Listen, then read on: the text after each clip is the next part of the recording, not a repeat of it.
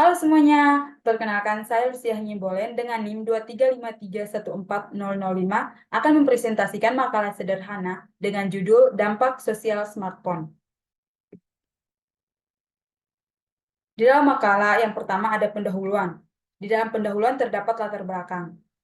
Di era digital, ponsel pintar atau smartphone sudah menjadi bagian yang tidak terpisahkan dari kehidupan kita sehari-hari. Alat yang awalnya diciptakan untuk komunikasi telah berkembang menjadi perangkat multiguna yang mampu melakukan berbagai tugas, mulai dari mengambil gambar hingga mengakses informasi global dalam hitungan detik. Smartphone juga sebagai alat untuk menghibur diri setiap orang ketika mengalami kejenuhan. Selain banyak manfaatnya yang diberikan, smartphone juga merupakan alat mobile atau sudah dibawa kemana saja. Kecanggihan berbagai fitur yang ditawarkan smartphone sebagai bentuk kemajuan teknologi saat ini membuat semua orang tergiur untuk memilikinya. Dahulu, manusia hanya menggunakan surat untuk memberikan informasi dari satu tempat ke tempat lainnya. Tentu kemunculan smartphone ini sangatlah membuat mudah dalam berkomunikasi. Bisa berkomunikasi jarak jauh tanpa harus menunggu suatu informasi yang sangat lama. Yang berikut rumusan masalah. Rumusan masalah yang pertama, apa saja dampak sosial dari penggunaan smartphone? Yang kedua, bagaimana cara mengurangi dampak negatif penggunaan smartphone terhadap interaksi sosial? Tujuan dari penulisan ini yang pertama, menyebutkan dampak sosial positif dan negatif penggunaan smartphone. Yang kedua, menjelaskan cara mengurangi dampak negatif penggunaan smartphone terhadap interaksi sosial. Yang berikut adalah landasan teori. Dalam landasan teori terdapat pengertian smartphone dan perkembangan smartphone. Smartphone adalah telepon genggam atau telepon seluler pintar yang dilengkapi dengan fitur yang mutakhir dan berkemampuan tinggi layaknya sebuah komputer. Dari segi teknologi, smartphone telah mengalami peningkatan yang signifikan. Awalnya, smartphone hanya memiliki kemampuan dasar seperti panggilan suara dan pesan teks. Namun, seiring berkembangnya teknologi, smartphone masa kini telah dilengkapi dengan berbagai fitur canggih seperti kamera berkualitas tinggi, pengolahan grafis yang kuat, dan koneksi internet berkecepatan tinggi. Jenis-jenis smartphone yang telah dikembangkan antara lain yang pertama handphone, iPhone, tablet, iPad, smartwatch, dan iWatch. Kemudian ada perkembangan pengguna smartphone di Indonesia. Bisa kita lihat pada tabel data penggunaan smartphone dari tahun 2016 hingga 2019 melonjak pesat dari 65,2 juta jiwa naik menjadi 92 juta jiwa, di mana persentase penduduk Indonesia pada tahun 2016 berada di sekitar 261 juta jiwa hingga pada tahun 2019 mencapai sekitar 273 juta jiwa. Sedangkan pada 27 Juni 2023, populasi penduduk Indonesia mencapai sekitar 278 juta jiwa, yang berarti penggunaan smartphone akan terus bertambah. Ada juga interaksi sosial. Interaksi sosial adalah suatu hubungan timbal balik antara dua orang atau lebih yang saling mempengaruhi satu sama lain. Interaksi sosial dapat terjadi secara langsung maupun tidak langsung. Yang berikut masuk pada pembahasan. Di dalam pembahasan membahas tentang dampak sosial penggunaan smartphone. Dalam dampak sosial penggunaan smartphone akan dibahas tentang dampak positif penggunaan smartphone dan dampak negatif penggunaan smartphone. Seiring dengan berjalannya waktu, perkembangan teknologi mengalami kemajuan yang sangat pesat. Salah satunya adalah smartphone yang sedang menjadi tren di berbagai kalangan, mulai dari orang dewasa hingga anak-anak. Kepemilikan smartphone saat ini sudah menjadi suatu kebutuhan. Apalagi, masyarakat semakin mengandalkan penggunaan smartphone dalam berbagai bidang kehidupan. Namun, penting untuk diingat bahwa penggunaan smartphone tidak hanya memberi kemudahan untuk masyarakat, tetapi dapat menimbulkan dampak negatif. Maka dari itu, perlu dibahas tentang dampak sosial positif dan negatif dari penggunaan smartphone. Yang pertama, dampak positif penggunaan smartphone. Itu yang pertama, komunikasi efektif. Ponsel pintar atau smartphone memungkinkan komunikasi yang lebih cepat dan efektif melalui panggilan suara, pesan teks, dan aplikasi yang menyediakan fitur teks atau panggilan suara maupun video. Hal ini memudahkan masyarakat untuk tetap berhubung dengan teman, keluarga, dan kolega, terutama dalam situasi darurat.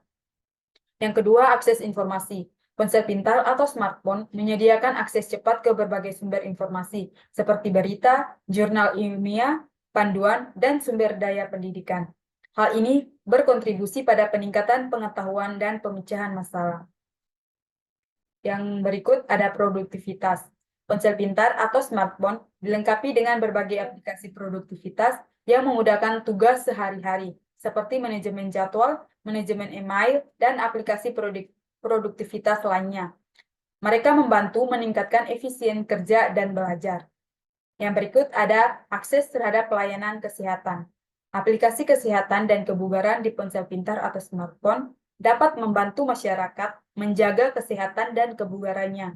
Mereka dapat melacak aktivitas fisik, pola tidur, dan bahkan membantu mengatasi penyakit. Yang berikut, belanja online yang nyaman. Ponsel pintar atau smartphone memungkinkan belanja online yang nyaman. Ini menyediakan akses ke berbagai barang dan jasa, termasuk makanan, pakaian, dan barang lainnya, yang dapat dilihat dan dibeli tanpa harus pergi ke toko atau lokasi penjualan. Yang berikut ada kreativitas dan hiburan. Ponsel pintar atau smartphone memiliki beragam aplikasi kreatif dan hiburan, termasuk fotografi, streaming musik, game, dan platform media sosial. Mereka menyediakan cara untuk mengekspresikan diri dan menghibur diri sendiri. Yang berikut, hubungan sosial. Ponsel pintar atau smartphone memungkinkan orang terhubung dengan teman dan keluarga, terutama dalam situasi di mana jarak fisik menjadi penghalang. Hal ini dapat membantu menjaga hubungan sosial yang kuat. Yang kedua, dampak negatif penggunaan smartphone. Meskipun smartphone memiliki banyak manfaat yang dapat mempermudah penggunanya, tetapi penggunaan smartphone yang berlebihan atau sembarang dapat menimbulkan dampak negatif. Dampak yang ditimbulkan dari smartphone yang pertama, gangguan tidur. Menggunakan smartphone di malam hari, terutama saat layar cukup terang, dapat mengganggu tidur. Cahaya biru yang dipancarkan layar smartphone dapat mengganggu produksi hormon tidur melatonin sehingga membuat sulit tidur. Yang kedua, gangguan kesehatan mental. Penggunaan smartphone berlebihan atau pengalaman negatif di media sosial dapat menyebabkan stres, kecemasan, dan depresi. Yang ketiga, gangguan sosial. Penggunaan smartphone yang berlebihan dapat mengganggu interaksi sosial di kehidupan nyata. Yang keempat, gangguan pendidikan. Dalam konteks pendidikan, penggunaan ponsel pintar atau smartphone secara sembarangan di kelas atau saat belajar dapat mempengaruhi kemampuan konsentrasi dan prestasi akademik siswa. Yang kelima, masalah kesehatan. Menggunakan ponsel pintar atau smartphone saat mengemudi atau berjalan kaki dapat meningkatkan risiko kecelakaan di jalan raya dan kecelakaan pejalan kaki. Perhatian yang terbagi dapat menyebabkan ketidakpedulian terhadap lingkungan.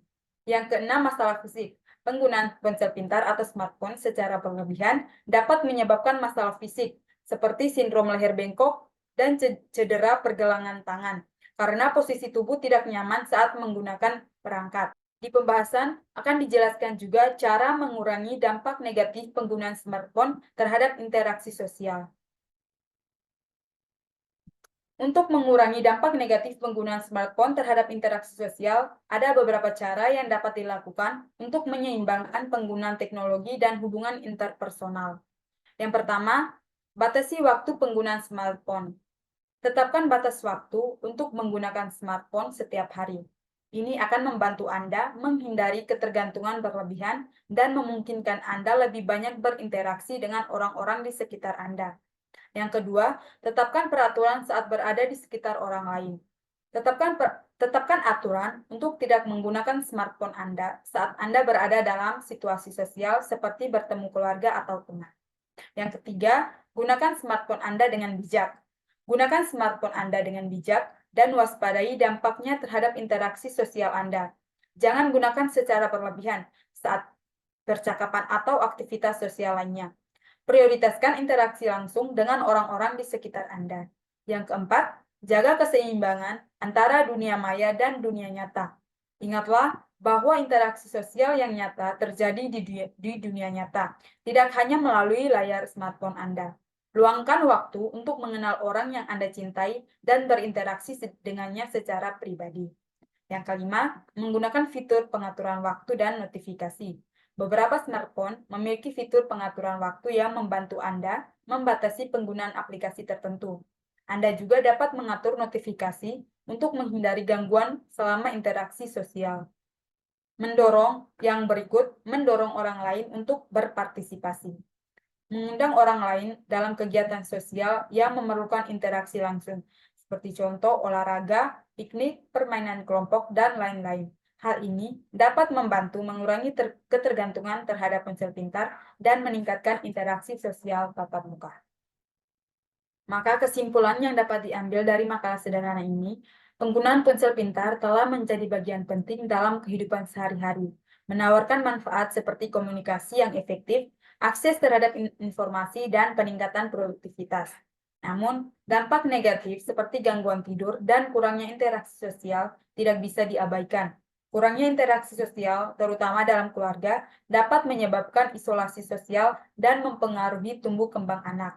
Tindakan seperti membatasi waktu penggunaan perangkat, menetapkan aturan, menggunakan secara bijak, menjaga keseimbangan antara dunia maya dan dunia nyata, dan mendorong partisipasi orang lain dapat membantu mengurangi dampak negatif.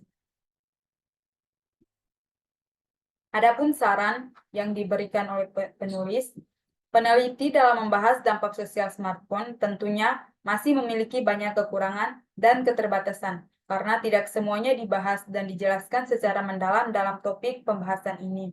Maka, peneliti menyarankan agar penelitian ini dapat diteruskan dengan meneliti dan mengkaji lebih dalam lagi tentang dampak smartphone dalam kehidupan sehari-hari. Referensi yang penulis gunakan dalam menulis makalah, yang pertama diambil dari jurnal dengan judul Dampak Penggunaan Smartphone Terhadap Pola Interaksi di SMPN 4 Tangerang Selatan pada masa pandemi COVID-19.